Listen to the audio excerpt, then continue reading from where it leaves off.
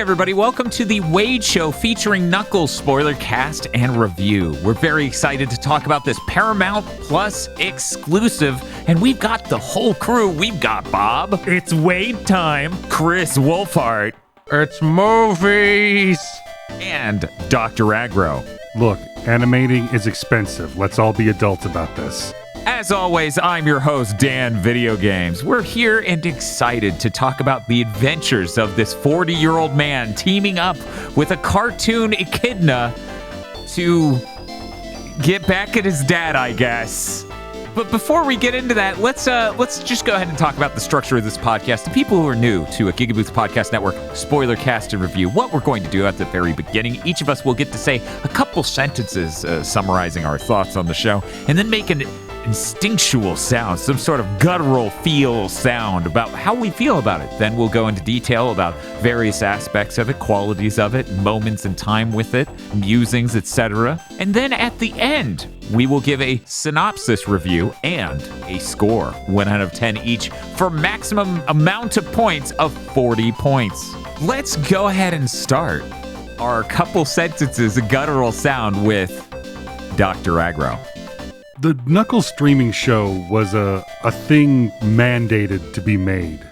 But interestingly, instead of that meaning it's a filled-out template, it was a broad blank canvas with no intention upon which a bunch of random shit was heaped.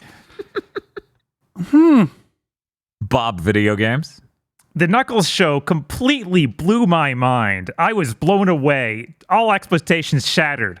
I didn't think they could make TV this bad. Oh. Chris Wolfhart. You know, I'd always hoped as Hollywood collapsed and these streaming services went to shit, they'd just give up and give like amateur YouTube guys money to make things. Turns out they didn't need to do that to get things of the same quality. Ugh. The Wade Show featuring Knuckles somehow takes the worst aspects of the Sonic films, cranks them to 11, and combines them with a sports comedy film from the aughts. Oh my God! Yeah, you know what? I have to say this now because it really did color my entire viewing of this. Adam Pally, actor who portrayed Wade Whipple. Yeah. I'm sorry. You look way too much like Mike Stacklasa when you have half a beard for me to take you seriously at all. That's really funny because I don't get that vibes. And as I'm remarking on how I don't get those vibes, Bob shoots me in the other rib. Yeah, I immediately just, sometime in the last episode, I was like, this dude looks like Randy Pitchford. Like, I put some screenshots in our spoiler channel of like different shots where I'm just like, he's Mike Stacklasa. Like, he looks so much like him to me. And honestly, other than Mike Stacklasa, my main thing was like, I know we use it as a metric for bad thing, quote unquote bad thing a lot. Mm-hmm. This reminds me so fucking much of a Channel Awesome movie. Okay, so I got very different vibes, and the funny thing is I spent about an episode and a half straight trying to find an example, because it's so much easier when you can point at an exact pre-existing thing and be like, it's like you! But the vibes I got was this somehow more so than either movie is condescending to you because it believes you're literally a child, and it had the energy of a cartoon, a really low quality cartoon that would have aired on Cartoon Network in like the bad era, that is really condescending to its audience for being young, and you're supposed to be really, really excited for the human character that's supposed to be an analog for you, despite being a 40-year-old man, to team up with the cartoon character that's actually cool to do the thing. And as I sit here, mulling for an episode and a half, almost 2 full episodes, over what it reminds me of. Bob shoots me with, what was it? It's Johnny Test. I've never watched Johnny Test, though, so This is a bad episode of Johnny Test. The whole thing. The whole thing. Is Johnny Test the one with the talking cartoon dog? Yes, it is. Yes, it's the one with the whip cracks. Oh, yeah. Even I've seen enough to know. Yeah. Yeah, I haven't watched Johnny Test enough to know, but, it seems incredibly likely that is exactly it. Like, episode 2 especially of this was just like, this is an episode, I swear this is an episode of Johnny Test. I get where you're coming from. My read was more like this is a Nickelodeon live action show. Yes. There it is. You hit it. Those are the two things that it's like. Uh-huh. But the reason I say Channel Awesome is one, when the two villains walk out of the portal in the bowling alley, it just it's like run, Linkara, they're here for the magic MacGuffin. Run. Yeah. And just the way so many punchlines in this are just an anticlimax. Yeah. Mm-hmm. And that was the most notable thing about those Channel Awesome movies to me. Is like, well, what's the easiest punchline that costs the least money and requires the least effort? Right? An anticlimax. Yeah, isn't it funny that we set up this whole thing and then it didn't really go anywhere, and then we talked about how it didn't go anywhere, and we did this whole setup for way too long? Again, first episode, or maybe it's the second. I forget when those two characters show up. I think it's the first. It's the first episode. The guy with the big punch gloves punches Knuckles and says the "You think I need your power" line, like from the movie. Uh-huh. And then the girl comes in the side and they have like a 30-second conversation about, no, we do need his power because we want to get it and sell it. You remember? Yeah, I remember. I was trying to say a cool thing, blah, blah. And that goes on. And like, that's everything. That's the whole show. And you know that they think that that's the grade A content because that's what they put in the trailer. Yeah. Like, I literally watched that scene and thought, why is the white balance so good on this?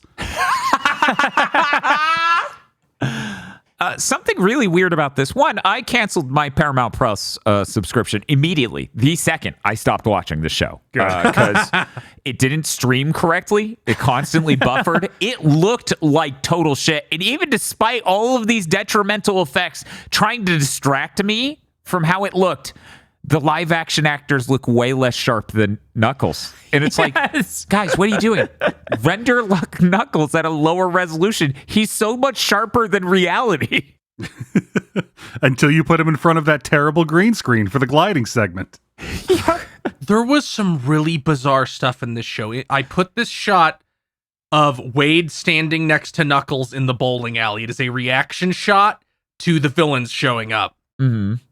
That shot is not very long, but I actually think they cut a still image of Wade out and stuck it next to Knuckles in post because he doesn't blink, he doesn't breathe, he doesn't move at all for that entire cut. It's a Nintendo video. He is stone still, and I caught it instantly because it looked so bizarre. Just the whole cut. Knuckles is talking and moving, and he is frozen. Yeah, no, it's true. That is literally what happened there. It's fucking bizarre. I have a few pictures. I guess I'll drop them. 1 second. Just a couple. Oh, yeah. What do you mean I can only upload 10 images at once? What do you? Oh my god. But yeah. Anyways, I'll point out the specific ones as we go, as they are relevant. They're God, oh God, some of these are for the thumbnail. A lot of these are for the thumbnail, like the cool lightning cross shot of them screaming at each other. And I'm like, anyways, I'm just not, you know what? I put these images here, but even I'm going to ignore them. Yeah, just right. Ignoring them. I'm going back to my notes. We're not talking about that. Can we talk about how they had the radio, like a pop station, announce that Wade Whipple had a bounty on his head just so they could motivate 2 filler episodes, of which Knuckles shows up for the first 3 minutes and the last 3 minutes, 2 in a row? Well, yeah, they live in a cartoon world. Like, nothing even adds up with itself. Like, that doesn't make any sense in any world. No, like, who put the bounty on them? Like, the 2 other movies don't even build a world that this makes any fucking sense. No. And that's part of the core problem with the writing of this series is that you just paired up both of the idiots, so there's not like an adult in the room or anybody to play a straight man, and it's the dumb energy is so strong you start to worry if the series is an unreliable narration.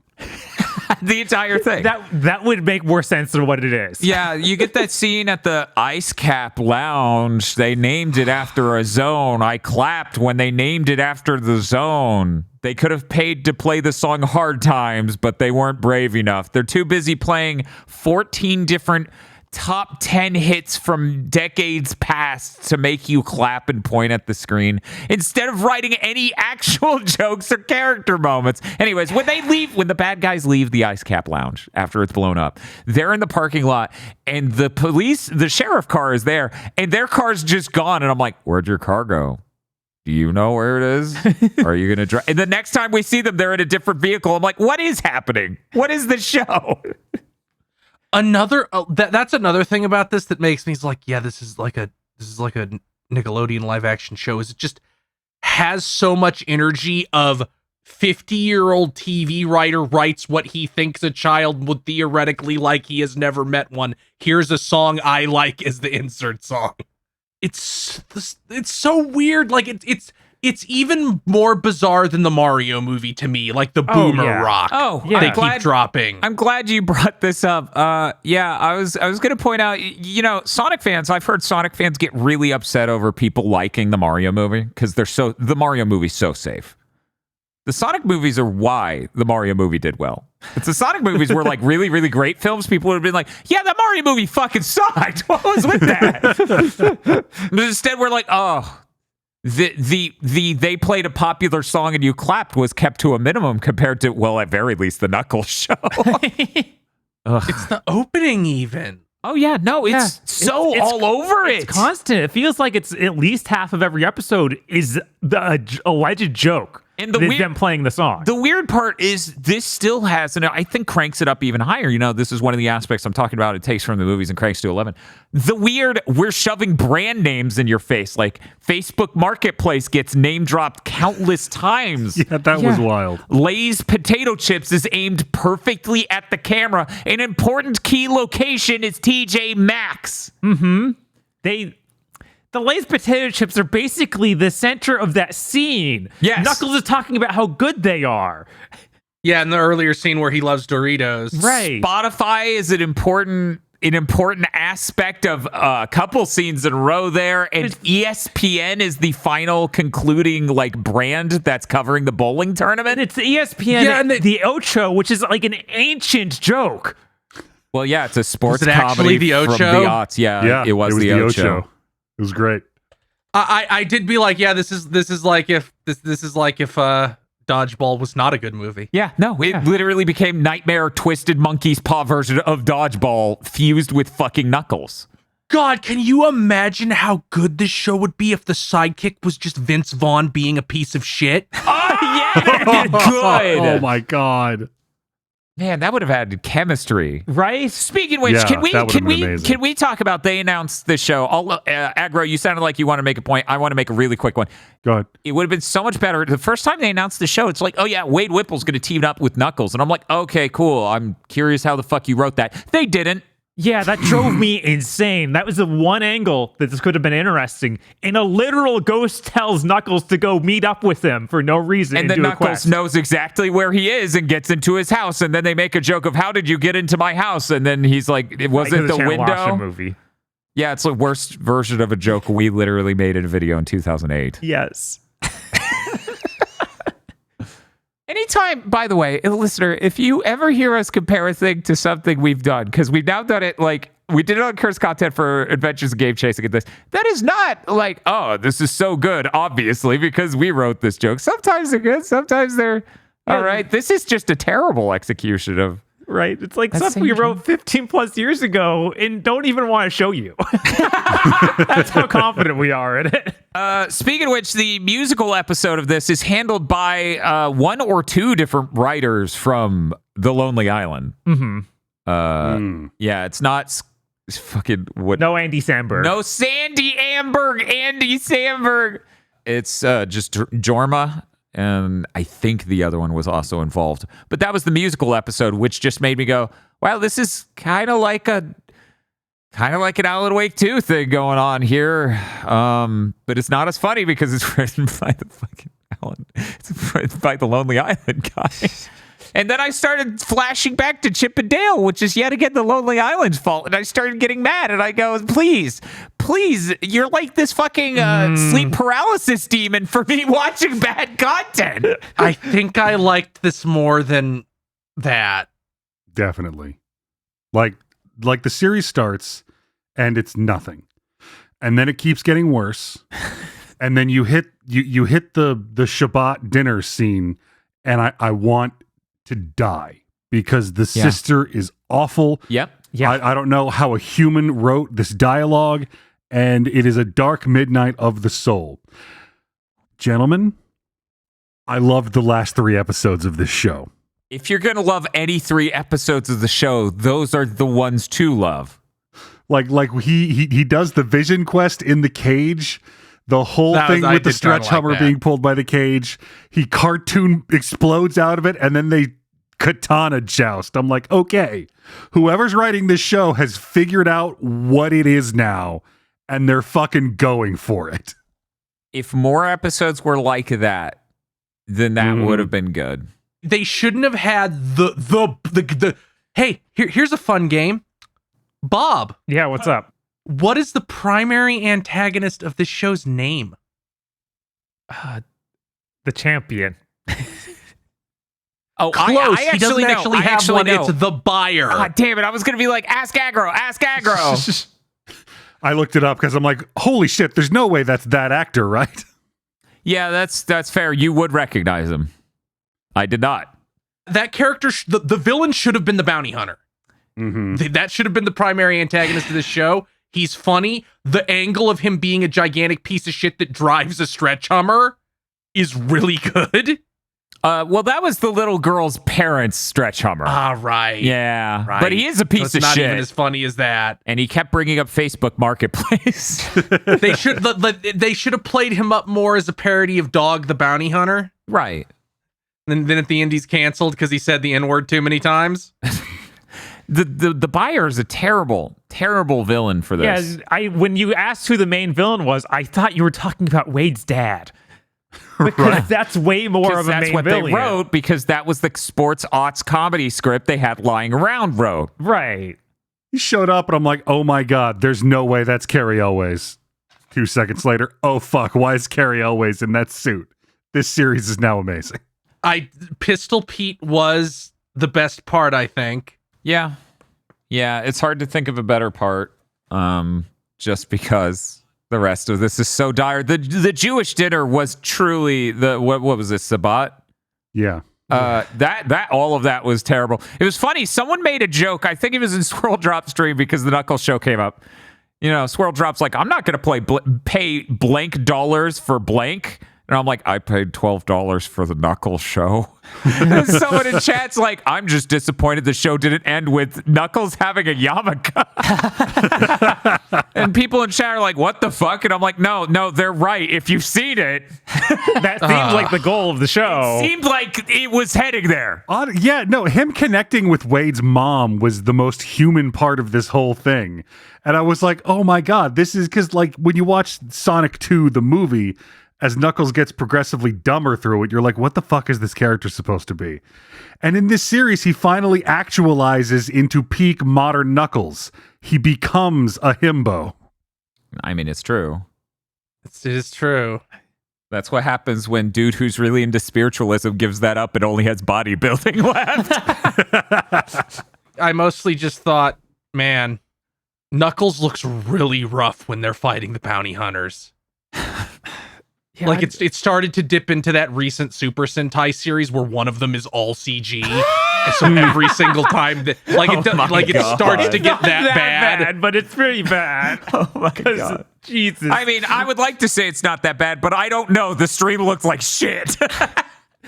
Look, that Kamen Rider thing or Sentai thing looks worse than a PS2 model. it's true. Yeah, I started to realize this watching Sonic 2. I don't think I like this version of Knuckles at all, which is baffling because I like the actor he's not really lot, a character. but he is so plain.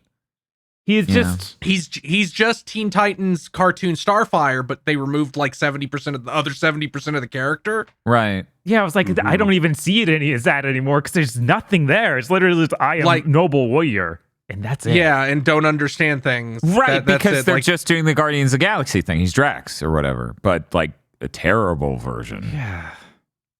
Yeah, I also feel that way where it's like, I like Idris Elba and stuff. Mm-hmm. I'm pretty sure. Knuckles is a great character. It was funny seeing that bounty hunter having the hat, and I'm like, yeah, Knuckles is getting that goddamn hat. That was so good. It's gonna happen. It has been decided by the heavens. Yeah, it's nuts that I saw people going, okay, guys, let's not exaggerate. It's not the Wade show featuring Knuckle. Come on. And I'm like, 2 episodes in a row, he's in like 5 minutes. The entire rest of the episode's Wade. What are you talking about? Yeah. I honestly, with how much people talked about that, I expected it to be a lot worse. I expected, like, when Knuckles was put in that cage, I'm like, we're not even going to see him again until episode 5. Yeah, I was worried about that. Yeah, I was worried about that. It's still pretty fucking bad, but I was literally there with you in that moment thinking that was going to happen. I would honestly say it's not any worse than the movies. The second movie's really fucking rotten with, and now we're at the wedding. Yeah. Even though one of my favorite scenes is at the wedding. Guys, if you're bitching about there not being enough Knuckles and there being too many of the human characters, how did you even like the second movie? Here's my secret. I didn't. Right? I didn't. Yeah. Yeah. But people who did. Right. Which I have encountered. It feels like it's so much like everything in the show though is tinged on Wade. Like Knuckles is doing basically nothing. He's just there for the ride. He's there because he was has told no to character. Be there. Right. He has that's true. absolutely no character, so they can't hinge a plot about him. He has no connections to anybody. He doesn't really have a conflict. Like, it even starts with, you did some ambiguous thing with the emerald in the last movie, so now you have no purpose, and you still don't have one at the end of this show. Thank goodness that the next one is about Keanu Reeves. Yeah, like this show would have been their chance to give him a character, let him do things, let him meet more people other than Wade's family. Yeah, it is weird how they just... I don't know, I guess it's like, well, we don't want to write anything other than him being Worf. He's Worf. Mm-hmm. Worf has way more personality. Worf does have way more personality, but that's in the perfect world, that's would have been what they went with, is Worf. Mm-hmm. Yeah, that's true. It's a real shame. I think, honestly, the playing pop music and pretending that's a scene that many times throughout this actually drove me nuts way more often than it did in the movie. Everyone talks about how awful the Olive Garden thing is in the first movie, and I'm like, that didn't even compare to this. No. We're on a car ride, and we're going to make a 2-minute scene out of, this is a song. Knuckles is like, I like this song. Ooh, we dance. Oh, I punched the thing. And he's like, oh. And I'm like, I want to die. I'm questioning my life choices. Get me out of here. Maybe I missed it. Is there any point where in any of those I'm turning on the radios thing, there's one of the Knuckles songs from Sonic Adventure 2? I don't think so. Even once? No, I don't know. That would have been so fucking easy. You're so bad at this. Oh, yeah, no. And there's no way it would have been hard to get the rights to fucking Pumpkin Hill. Right. Every time it just has to be some big popular song. song from 10 to 20 years ago. Yeah, 20 to 30. 30 20 years to 30 ago. years ago. 40, 30 to 20 to 40 years ago. I expect baffling needle drops from most movies now because James Gunn is a war criminal. But blaming. That's I mean, that's it why. made sense That's in that why. movie. It made sense in but that that's movie. why. It did, but that's why. It drove me crazy. They introduced the concept that was literally from Guardians of the Galaxy of Wade having his mixtape, and they didn't even deliver on it. They just play the songs for no reason. Uh-huh. They wrote in the Guardians of the Galaxy thing literally, and they didn't even use it. Yep. That's what we call criminally bad writing. Yeah. Like, this movie is literally built of pieces of Marvel movies. Mm-hmm. The bad guy he's just Whiplash, except he has Vulture's job from the Sony Spider-Man movies. Yeah. Yeah. Okay, so that's really funny because you're talking about Whiplash from, what was it, Iron Man 2, right? Iron Man 2, Okay, yeah. so I was literally talking to Bob about, like, what was it? I was saying the bounty hunter dude should just do the shitty dance that Sam Rockwood or whatever did in Iron Man 2, and I was like, that'd be fucking perfect. Or no, the Union Jack wearing father should have done that. Oh, yes. Yeah. And yet, no, we instead get Whiplash. I don't know why. Pistol Whipple. God damn it. Oh, that's pretty good. That's pretty. I didn't even. Huh. This movie did contain one of the better. Sorry, you keep saying movie. This is a streaming series. It's much longer. It's 3 hours. Yeah. See, you know what, Paramount, if you're listening, I'll watch this again if you do a 90-minute movie cut.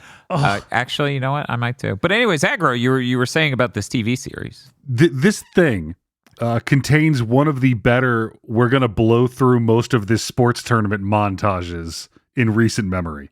I mean, it did have Push It to the Limit, which might have literally been the song of choice in an aughts sports comedy film for the same montage. Yeah, I was so worn out. I was just groaning by then. I thought there were some choice shots in that. I appreciated many moments in it. Yeah, that's probably one of my favorite things in the entire run. It's not high praise in case anyone can't figure that out yet. But I feel like I'm realizing something. What's up? If you're going to watch the Knuckles series, you should do it exactly the way I did it. You should watch 3 episodes and then go to bed. And then wake up bright and early for a brand new day and a much better series from that point on. That actually is how I watched it. That's really funny because we just sat and watched it in one long sequence, and I spent most of it horrified that Knuckles is never coming back from the gas station. He was never getting cigarettes. He's gone now. It is fucking bizarre that Sonic had the element of this guy is Sonic's dad, and Knuckles has the element of this guy is Knuckles' son. I don't think we've talked quite enough about how horrible the sister character is. Oh, yeah. She's written like she's 5 years old and she's like 40. It's bizarre. That's another one of the big, like, oh, it's a Nickelodeon thing because they're all written like that. Yeah. They're adults in a children's show. But there's no children's show going on around them? Yeah, these would be great characters in the version of this show where there's a 14-year-old hanging out with Knuckles. And the 14-year-old is learning how to be a warrior from Knuckles. Audience, if you've seen the movie The Wizard, imagine the kid in The Wizard was a 40-year-old man, and that makes about as much sense. Yeah, why is this like this? Wade Whipple's just like, California. And then his fucking 13-year-old brother's like, he wants to play Nintendo. Like, did they just show a dart at the board? Like, okay, who's Knuckles teaming up with? It's got to be someone who's already a character. Right, that's the only way you land at, Wade Whipple. Because I didn't remember who Wade was. Uh-huh. Yeah. I thought going in that Wade Whipple was that sidekick to Robotnik because people latched onto him. You mean a character someone would remember and enjoy? Right. I did speak to multiple people. I'm like, yeah, he's with the cop sidekick. Like, I don't know who that character is. I watched both movies in the past month. Right? Who is that character? That's crazy. He was on screen for 5 minutes. His character is Idiot. Yeah. Yeah. I described the scene where he's threatening the sidekick, the Robotnik sidekick with the butter knife in detail. And they're like, I don't remember that scene at all. That's really funny. I envy them. I envy them deeply because I remember Wade Whipple in both movies perhaps too well. It really paid off with this. Yeah, now we're going to have to deal with the Wade Whipple extended universe in Sonic 3. I don't think we will. I'm going to be. This is the best performing Paramount show ever. You bet their ass they're following it up. Yeah, but Bob was saying in the third Sonic movie. Yeah, no, I don't think they're giving him any more screen time. Wade Whipple you're gonna get. I would approve if, like, in the third Sonic movie, Wade and Knuckles just look at each other and do a nod, and that's it. They don't get to talk about it. That would annoy me. I have a feeling that Knuckles is not going to be in that movie very much. I'm gonna be honest. Given what they did with Knuckles, good. Also, something I voiced during the viewing of this that isn't really relevant because Sonic and Tails only show up for the first episode, and oh my god, that first episode is terrible. And yet I've heard people say it's the best episode. I don't get them. Well, it has Sonic and Tails. Wrong. It does have Sonic and Tails. If they had shown us Tails before the movie came out, we could have had the backlash in order to correct the fucking design because that poor lad's head is just wrong. As a huge Tails enthusiast, I can tell you that is the worst Tails. He looks like a Frankenstein doll Tails. What did you fucking do? For some reason, it still bothers me that Sonic has the design elements where you clearly like his belly and his face have the different color, and that shouldn't be furry, or should at least be a different kind of fur. But in these movies, it's just the same kind of fur but a different color, and it looks wrong. Do you have any opinions on colors of gloves that Sonic wears? It doesn't bother me as much on his belly, but on his lips and mouth, it's like, that's not what an animal should look like. Bob, do you have any opinions about sports tape? No. Hey, Sega, you said you wanted to remaster a bunch of Sonic games. I fucking dare you. I fucking dare you to bring us all 3 Sonic Boom games on a modern platform. What a release, Jesus. That would fucking rule. I'm like, I had to get it on 2 platforms to go with my 2 box sets of Sonic Boom the cartoon. We need the third movie to careen headlong and years late into multiverse shit, and for Sonic Boom Sonic to show up. That would actually whip ass. Yeah, it would. That's probably better than any other option. Let's talk about it though. The worst case scenario we all agree probably is Lost World is the tease at the end of this, right? Oh. Yeah, I don't no. think anybody remembers. Yeah, but that nobody remembers that game exists. Yeah, but they need strong characters to attach to, and since that's a bunch of designed characters that looks like they would be in a Pixar or a DreamWorks movie, because some of them kind of were. I don't think that's much of a risk. Well, we're not talking about the risk. Is that not the worst case scenario? Yes, that would be the worst case scenario. Absolutely. Bob, can you think of a worse one? Can anyone?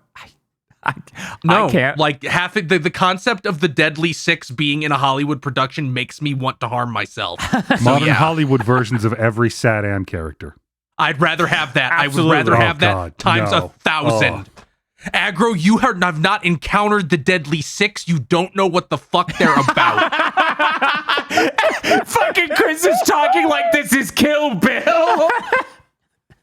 You have no fucking idea what they're capable of. And that's really on us, Bob, because we haven't done Sonic Month yet. Right? It drove me crazy watching this and having our villain be Whiplash, and me realizing that Sonic has no villain other than Robotnik, and that is a problem if you take a spinoff. What if we gave him six more villains? Yeah, he has lots of other villains, Bob. You just never ever want to put them in anything. You don't even have to go with the Deadly Six. There's Infinite from Forces.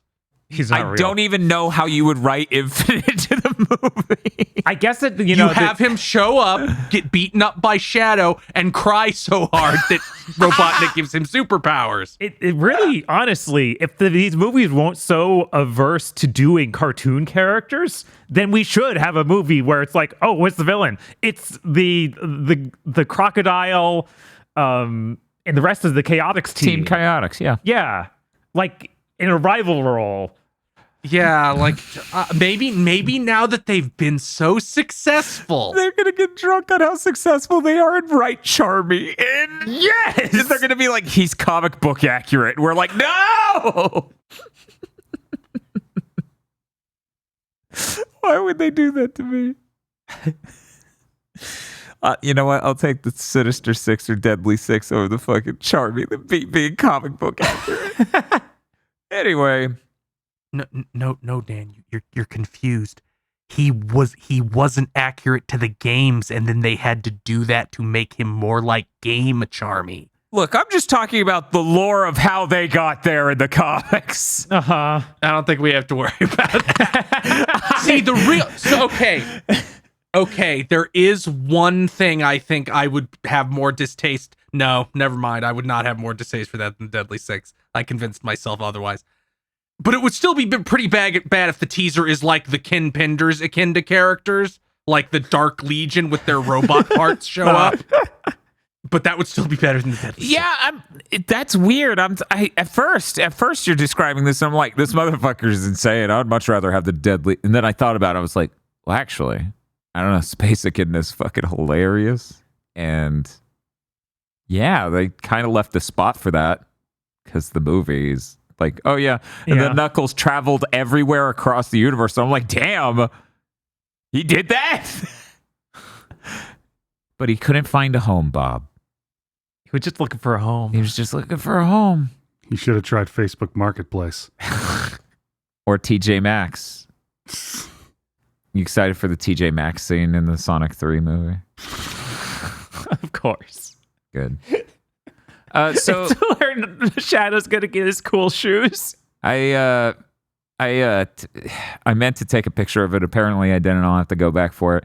We have lots of green screen scenes of them in Reno or whatever, on the street, and it looks real bad because it's just a fake CG street, and they're green screen to stand on it. And Chris, I hope you're delighted. All I could think about was Ride to Hell Retribution.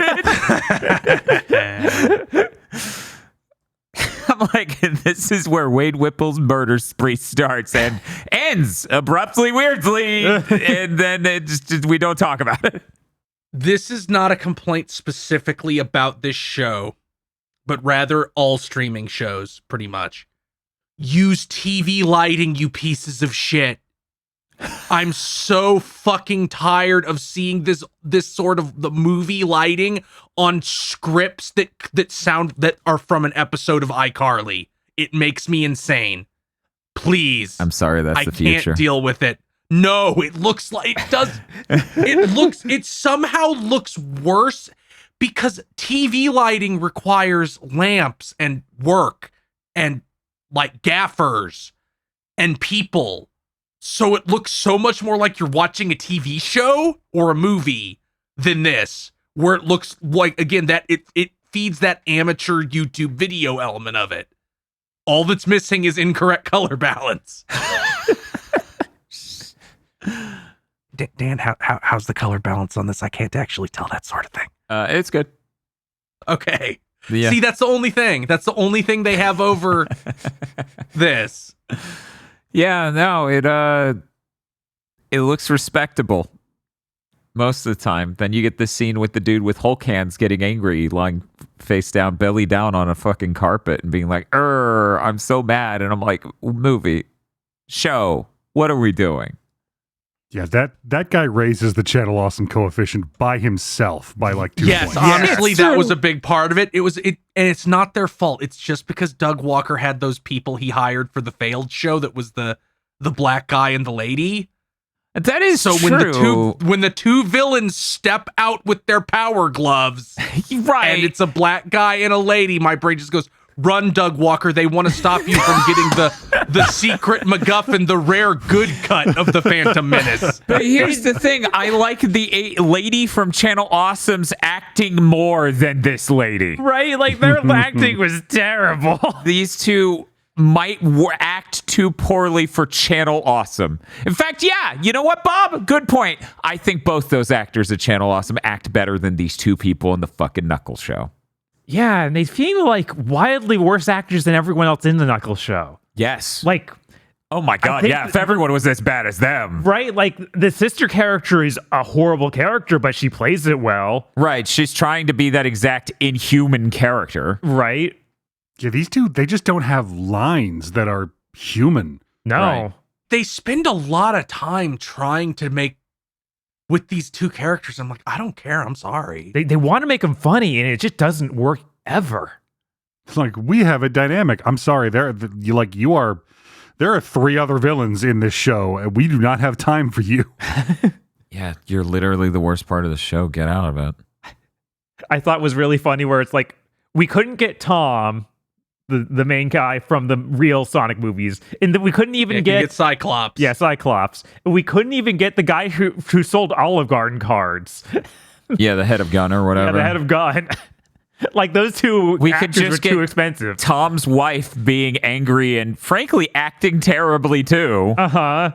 God, that opening's so bad. It is so Although fucking it does contain like that, and the scene in the hotel later, it really scratched an itch I've had for years, a frustration growing up watching movies made for kids, especially ones where like kids are hanging out with magical creatures, like where they're being chased by goons who any random adult could have stopped physically. So I love how this show just has Knuckles beating the shit out of these people constantly. Yeah. It's not like, oh no, we need to get away from them. It's like, no, Wade, go sit in the corner while Knuckles kicks the crap out of these idiots. I did enjoy that. I feel like it would be more sold if Wade was a child. Like that would really elevate that angle of it. It's like, child, it's fine. And then he just like punches a hole through a guy. Yeah, no, this entire thing would make infinitely more sense if it was a child. It seems like it was written for a child. I do not know why the main character is a 42-year-old man or whatever. Because he was in the movie. I'm hoping it's not some kind of like broad meta commentary on who these movies were made for. I am constantly like grappling with myself. Like, is this brilliant? Is all these Sonic movies actually brilliant? And there's some bizarre metatextual thing like, this is what the Sonic movie would be like if it came out when the Genesis games were made. If it came out in 1992, this is exactly what it would be. Because the Sonic 2 also made me feel that like maybe it's brilliant actually. And I can't tell if it's like this deliberately or like this because the writers also wrote National Lampoon Dorm Days. It's a mystery. Episode 1, for all of the other terrible things in it, does have one of my favorite visual gags in this series, where Knuckles converts one of the rooms into a gladiatorial arena, and you've got the dog in the Viking helmet, and like Knuckles gestures to the other side of the room and says, oh yeah, he's going to face his greatest foe, and they slowly open a door, and we're cutting to reaction shots, and I'm like, it's a vacuum. You're just going to show a vacuum. Can we get this fucking over with, please? And then it turns out Knuckles straight up kidnapped their mailman, gave him a bat full of nails, and stuffed him in a closet. Yep. Which might be the most psychotic thing that happens in this whole series. It is. Yeah, it's and pretty it seems good. completely unaware that it's that level of psychotic. Yeah, which was the best part. I also love later on when Wade's sitting in his squad car outside of the ski lodge, and we cut to a flashback that shows that instead of any kind of actual police officer training, he just watched Bad Boys 2. And I thought to myself, is this just a stupid throwaway joke? Or did somebody sneak in some really topical commentary into this weird kids movie? Hey, remember in the first episode when Knuckles was like throwing all that shit and throwing the workers at shit, and then Sonito flash steps out of the fucking frame, and so that way Tom's wife can have a conversation with the person he just accosted about he's totally a child. What? Yeah, that first episode made literally no sense. Yeah. God, if they had written a way for Wade to get introduced to Knuckles and them bond or anything instead of a ghost told you to do it. Or he like found a random child in the woods after a 2-minute setup scene. Right. Yeah. Also, it really fucked me up that the elder echidna was Doc Brown. Yeah. Yeah. It's like, what the fuck? Then the worst part was I went, what the fuck? Isn't he dead? No, every other Xehanort's dead. He's real old though. I'm surprised he's still working. Oh no, he's not as old as I thought. He's pretty old, but he's not as I thought he was in his 90s. He's only in his 80s. I mean, he's older than Rutger Hauer. So when they replaced Rutger Hauer with him, I was like, dude, did we learn nothing? They're not going to need him again. They're not going to need him again. I guess it's fine. Yeah, when do Kingdom Hearts characters come back after being defeated?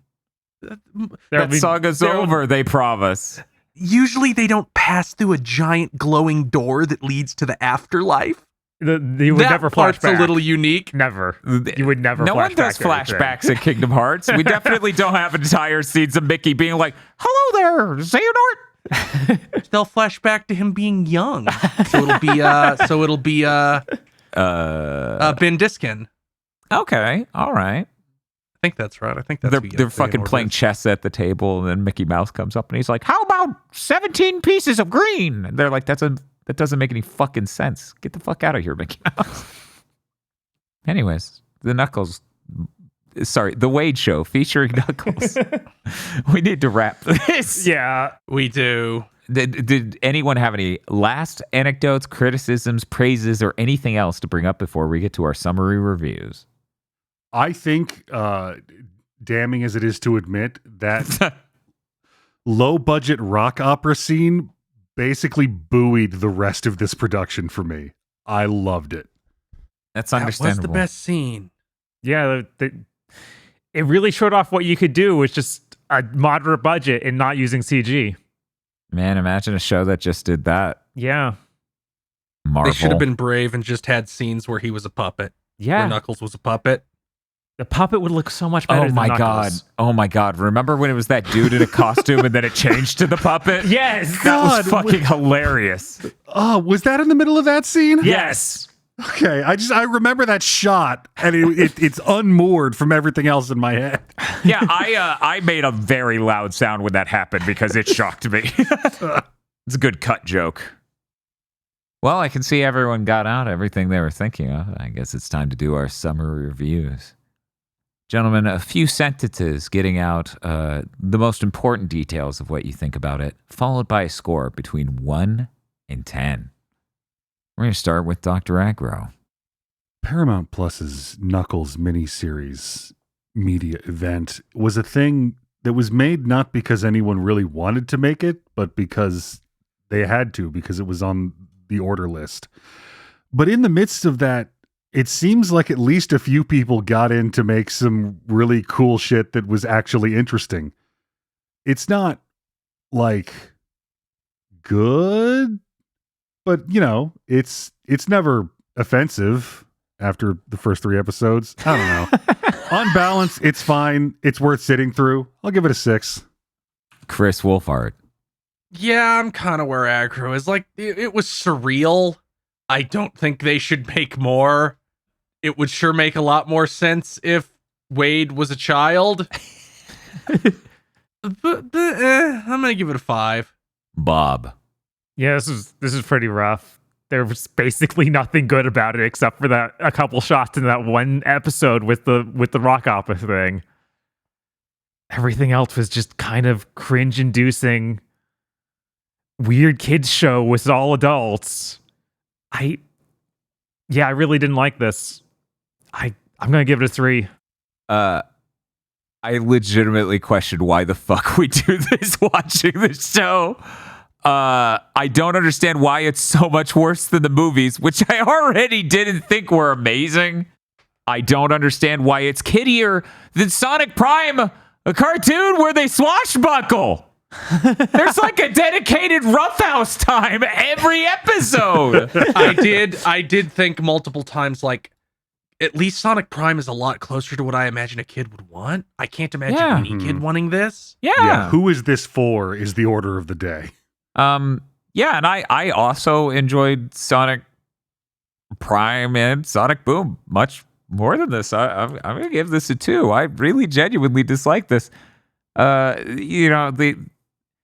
Even the rock opera stuff I was kind of into, but then they had take the break in the middle and then they come back to sort of replay some of the jokes and then continue it. It's just, like everything in the series, like everything is just badly directed in so many ways. And so many jokes really are just, well, doing it would be expensive. Let's talk about the implication of us doing it, how funny that would be. And I'm like, hey, yo, asshole, that's not you delivering the joke. That doesn't count. What if we play a cool pop song? If you drive the Uber Eats car by my house, but do not give me the food, you do not deliver the food. Anyways, that gives it a total of 16 points, bringing our average to a 4 out of 10. I'm very excited to watch the 3rd Sonic movie later this year. God, I think that close. Yeah, it's December. Okay. It's a Christmas movie, I'm pretty sure. Yep, December 20th. Yep. Great. Very excited to watch that, and I hope you all look forward to us watching that. And, of course, getting more exposure to Sonic media during our upcoming Sonic month.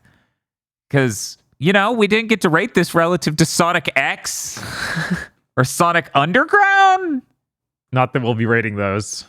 You hope. You don't know that. You don't know that. It's me and Chris in the hallway, Ben Swallow. It's times like these I wish Knuckles had a catchphrase I could say. I think he had a catchphrase. This music is good. I like it. Grapes. Hey, remember the grapes? They finally had Knuckles eat grapes because it's his favorite food. Remember? Yeah, and then somehow they put that in the show where every single episode is worse than an episode of Sonic Boom. Wait, is the grapes thing actually a Knuckles? Oh, yeah, no. That's oh, his God, favorite he did food. mention Yeah. it. Uh-huh. Oh, God damn it. What, you didn't?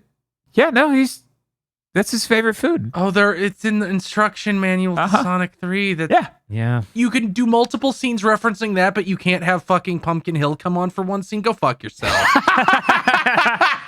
The executive producers for this GigaBoots video are Esme, Ely Broyles, Spaceman Spiff, Red Blaze 27, Brendan O'Sullivan, A Reminder for Symphony of War, Cooper Tank, Very Best Plot, Iconic Bane, and Rado. Thank you very much to our executive producers. And also these guys. If you want to become an executive producer or normal patron, head on over to patreon.com/gigaboots today.